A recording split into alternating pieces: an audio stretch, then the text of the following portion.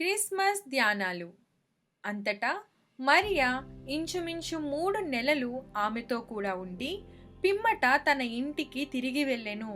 లూకాసు వార్త 1వ అధ్యాయము 56వ వచనము.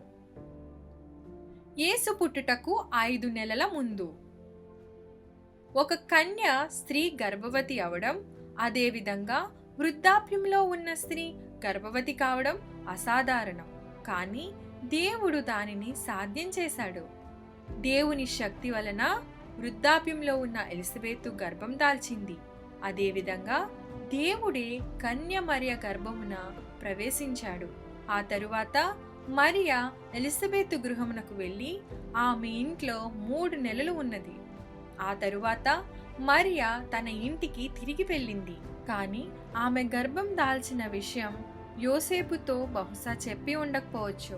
ఎందుకంటే వారిద్దరికీ ప్రధానమైంది కదా. మరియ తాను గర్భం దాల్చిన విషయాన్ని మరుగ్గా ఉంచి ఆమె పడిన ఆందోళన ఎంతో ఊహించగలమా? ప్రార్థన.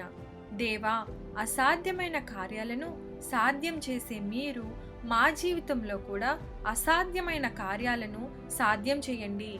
ఆమేన్. నేటి సూక్తి: మనుషులకు అసాధ్యమైనవి దేవునికి సాధ్యములు.